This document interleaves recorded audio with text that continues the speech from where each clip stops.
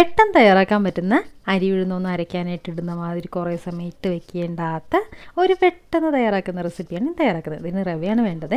വറുത്ത റവയായാലും വറുക്കാത്ത റവയായാലും ഒരു കുഴപ്പമില്ല. 2 ബൗൾ റവ നമ്മുടെ മിക്സിയുടെ ജാറിലോട്ട് ഇട്ട് കൊടുത്തു. അതിനുശേഷം നമുക്കതിലേക്ക് 1 കപ്പ് മൈദ കൂടി ചേർക്കുന്നുണ്ട്. പെട്ടെന്ന് ഉണ്ടാക്കാൻ പറ്റുന്ന ഒരു റെസിപ്പിയാണ്. ഇനി അതിലോട്ട് ചേർക്കേണ്ടത് ഈസ്റ്റാണ്. ഈസ്റ്റ് ചേർത്തതിന് ശേഷം ആവശ്യത്തിന് ഉപ്പ് കൂടി നമുക്ക് ഇതിലോട്ട് ചേർത്ത് കൊടുക്കാം. ഇതിൽ ചേർക്കുന്ന ഒരു ഇൻഗ്രീഡിയൻ്റാണ് ഇതിൻ്റെ ആ ഒരു ടെക്സ്ചറൊക്കെ മാറ്റിയെടുക്കുന്നത്.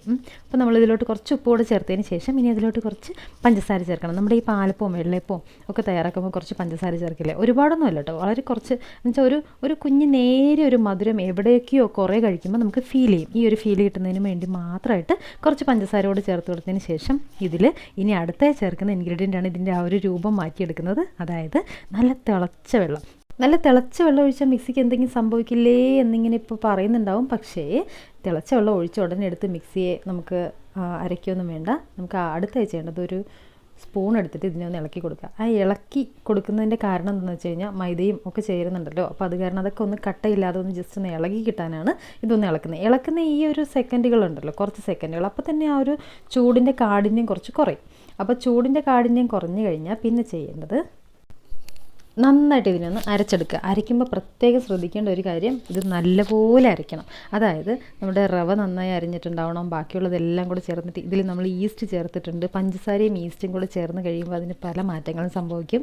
എന്നിട്ട് ഇതിന് തിളച്ച വെള്ളത്തിലും കൂടെ ഒഴിക്കുമ്പോണ്ടല്ലോ ഈ ഈസ്റ്റൊക്കെ വേഗം തന്നെ ഒന്ന് അതിനുള്ളിൽ അലിയാനും ബാക്കിയുള്ള ചേരുവകളൊക്കെ കൂടെ ചേരുമ്പോൾ നമ്മൾ പെട്ടെന്ന് വിചാരിക്കും റവയും മൈദയും ഇതൊക്കെ ചേർത്തിട്ട് എന്ത് സംഭവമാണെന്ന്. പക്ഷേ വിചാരിച്ച മാതിരിയല്ല, സംഭവം കിടിലമാണ്. നല്ല രസകരമായിട്ടുള്ള ഒരു റെസിപ്പിയാണിത്. ഈ ഒരു റെസിപ്പി പെട്ടെന്ന് ഉണ്ടാക്കാൻ പറ്റുന്നുള്ളതാണ് മെയിനായിട്ടുള്ളത്. എല്ലാവർക്കും അതാണല്ലോ വേണ്ടത്. സമയമില്ലാത്ത നേരത്ത് വേഗം എന്തുണ്ടാക്കാം എന്നതിനെക്കുറിച്ച് ആലോചിച്ചുകൊണ്ടിരിക്കുമ്പോൾ ഉണ്ടാക്കാൻ പറ്റുന്ന നല്ല ബെസ്റ്റായിട്ടുള്ള ഒരു റെസിപ്പിയാണ്. അപ്പോൾ ഇത് ഇപ്പോഴും ആവി വരുന്ന മാവാണ്, നല്ലപോലെ ആവി വരുന്ന മാവ്.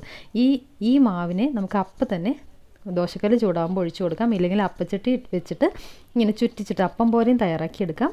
ദോശക്കല്ല് വെച്ച് നമ്മളിങ്ങനെ ഒഴിച്ചെടുക്കുമ്പോൾ ഇതിൻ്റെ രൂപം എന്തെന്നറിയോ, നല്ല ട്രാൻസ്പെറൻ്റ് ആയിട്ടുള്ള ഒരു സംഭവമായിരിക്കും വരുന്നത്. ഇതിൻ്റെ മേലെ നെയ്യോ വെണ്ണയോ ബട്ടറോ എന്താണെന്ന് വെച്ചാൽ നമുക്ക് ചേർത്ത് കൊടുക്കാം കേട്ടോ. അതൊക്കെ ഇഷ്ടം പോലെ. ഒന്നും ചേർത്തില്ലെങ്കിലും നല്ല രസമാണ്. നല്ലെണ്ണ ഒഴിച്ചാലും നല്ല രസമാണ്. ഒന്നും ചേർക്കാതെ കഴിക്കാനാണ് ഏറ്റവും കൂടുതൽ ടേസ്റ്റ്. എന്നിട്ട് നമ്മൾ ആദ്യം കാണുന്ന ഒരു ഫൈനൽ പ്രോഡക്റ്റ് ഇതായിരിക്കും. എന്ന് വെച്ചാൽ നല്ല ട്രാൻസ്പെറൻ്റ് ആയിട്ടുള്ള ഒരു രൂപം. അപ്പോൾ നമ്മൾ ഇതിനെ ഇപ്പോൾ ഇങ്ങനെ എടുക്കുമ്പോൾ അപ്പമൊക്കെ എടുക്കുമ്പോൾ ആദ്യം കുറച്ച് ഇങ്ങനെ സോഫ്റ്റ്നെസ് തോന്നില്ല, അതേ ഒരു ഫീലാണ് ഇതെടുക്കുമ്പോൾ തോന്നുക. പക്ഷേ കുറച്ച് സമയം കഴിയുമ്പോൾ ഇതിനേക്കാൾ സോഫ്റ്റായിട്ട് നല്ല രസകരമായിട്ട് നമുക്ക് നല്ല സ്പൈസി ആയിട്ടുള്ള ഫുഡിൻ്റെ കൂടെ കഴിക്കാൻ പറ്റുന്ന ഒരു കറിയും കൂടെ ഉണ്ടെങ്കിൽ നല്ല രസമാണ് ഇത് കഴിക്കാൻ. വെറുതെ കഴിക്കാനും ടേസ്റ്റാണ്.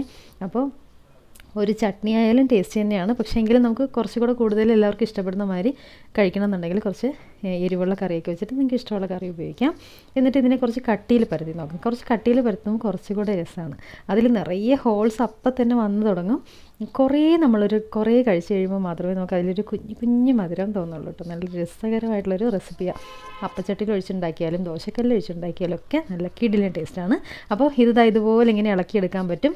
റവയാണെന്നോ മൈദയാണെന്നോ ഒന്നും നമുക്ക് അറിയാൻ പറ്റില്ല.